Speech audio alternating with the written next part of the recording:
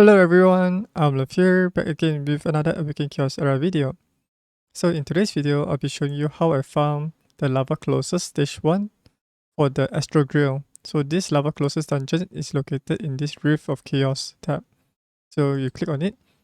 Currently I'm able to only farm the stage 1 because my gears are not really that great and my heroes are not booked at all. So yeah, so let me show you how I farmed this stage 1 using... Oh yeah, this strategy requires specific heroes. So let me show you the team. So for this team, you can select 5 heroes, and these 5 heroes that I've selected for this dungeon would be Rogi, the Turtle, Winstrax, Zitlin, Bachi, as well as Hayim. So the prerequisite for this team to work is to have Winstrax, Zitlin, and Hayim. The other two doesn't really matter as long as they can do a lot of damage. For the spells, I'll be selecting Ayumilove and Sudden Purgatory. So let me explain to you how this team works. So as you can see here, right, in this window, you can also check out the hero speed, which is located at the bottom. So as you notice, Zitlin is my fastest because I want him to apply his ultimate ability, the Curse of Demise, so that the damage taken by the boss will be amplified by double. And then I have Hayim to go next at 198 speed.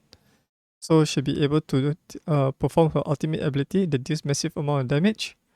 And then followed by Winstrax to reset Hayim's ultimate ability through her special ability, the Gale of Winds. And then the fourth hero would be Baki. He's able to do some sort of quite a high amount of damage because once you get him to Ascension 5, right, he'll be ignore 100% of the enemy's defense. And last but not least, I have Rogi here. Basically, he's there to provide extra turn to Hayim to do an additional attack on that particular round. He's there at a slower speed so that he will receive more damage, and then this will amplify the damage dealt by Hayim's ultimate ability. He's there as like a mid shield or something like that to soak up the damage, and he's also able to deal true damage based on his max health. And for the spells, I'm using Agile Leap. Agile Leap is to provide extra turn, so I'm using Agile Leap on Rogi's turn to provide extra turn to Hayim. And then Sudden Purgatory to reduce the enemy's defense so that your heroes will be able to do more damage. And let me quickly show you the heroes build first. So this is Rogi. So he's currently equipped in a mix of like a Reviver set and a Vanguard set. Reviver set allows him to heal, and Vanguard set is to provide him with additional defense. So the main stats to prioritize on him would be health and some defense. Speed doesn't really matter because you want him to be very tanky. And then for focus and resistance, this one could be used to allow him to do taunt and resist enemies debuff. But this one is applicable for arena. But the main important stats would be the health and defense. And then after that, we have Winstrax. So Winstrax is there to reset the hero's ultimate ability. So you just need to speed tune her to go after your damage dealer, the one that's performing the ultimate ability, Hayim. So I provide her with a guard set so she can soak up the damage. Basically, this one is my arena build.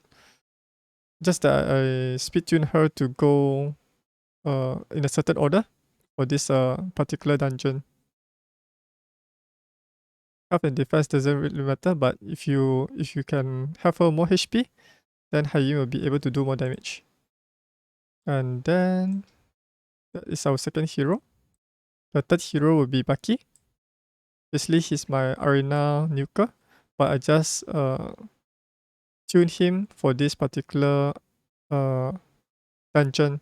So you want to provide him with a lot of attack, critical rate, critical damage, and speed. Speed is really important to go before the boss. So the boss on stage 1, right, for all bosses in the Rift of Chaos, the starting speed is 179. So you need to have a minimum speed of 180. So for every stage it increased, right, the boss speed will increase by 4 speed. So your heroes need to be like 180 speed for stage 1, 184 speed for stage 2, 188 for stage 3, and so forth. Okay, that's for Baki. And then for the fourth hero, we have Hayim. So currently I speed tune her to go, I think second. And currently I'm gearing her in a reset as well as a radius set. A reset is to provide her to allow her to deal 50% more bonus damage when attacking over an area. And radius set for additional 50 speed. So the stats to prioritize on her will be attack, critical damage, and speed. This speed is for this particular boss. But for Arena, I'll build her even slower with more attack stats. And then finally Zitling.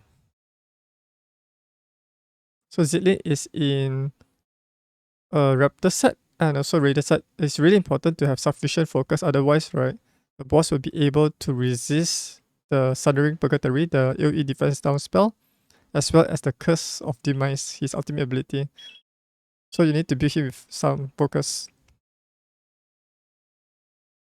Alright, so that's basically the hero builds. So let's see this team in action. Alright, so I'll put it on manual mode and 1 time speed to show you how the team works. So at the start of the battle, I have Zitling here to apply the Sundering Purgatory. So now the boss has this defense down minus 30%. And then I'll move on with activating his ultimate ability, Omen of Demise. This one is to apply the curse debuff. Alright, so let's check out the info tab on the boss. So currently the boss will have this debuff. For the duration of this effect, 100% of the damage taken by this character is taken at the time of telling. What it means by telling is once the curse debuff expires, all of the damage taken by this boss, right, will be doubled. So the boss will receive double damage. And then we have Hayim here. So this ultimate ability, Whirlpool of Fate, deals 120% damage to all enemies. Damage scales with the amount of team damage taken this round. So currently I think this spell or this skill or this ability has a bug because it also considers the amount of damage taken by the enemy as well. So the enemy has already sacrifices 50% of his health. So based from the calculation of this damage multiplier, the damage scales with the amount of team damage. Basically, this includes the enemy's health that has already received the damage, and that one will be around about 10% of it. So the boss has sacrifices 50%, and that would be 10% of it. So you can see when Hayim perform the ultimate ability, it will remove 10% of his health here. Then we have Windstrikes. You'll use Windstrike's special ability, Winds of Peace. Resets the cooldown of one team member's ultimate ability. So we reset Hayim's ability here. Followed by Baki. So Baki, we want to use his Anchored Storm. Gaze attack up for 2 turns and deals 150% damage. But this one doesn't really do much damage. The one that is dealing the most damage is his trait. You can see here, right? Bellicose. Gains damage reduction for 2 turns at the start of the battle. If the target is the enemy with the highest health, launches a bonus attack with the roller bomb up to 1 time per round. So if you are able to max out his mastery books, right, this one will be 2 times per round. And this roller bomb ignores the defense. Somehow it's not able to show it here.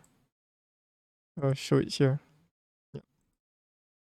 So let's see this ability in action. He buff up himself first before attacking the enemy. And then that's a bonus attack roller bomb that deals around about 25,000 damage. Alright, so the boss has already dealt massive amount of damage and Zitling has been killed by the AoE Firestorm.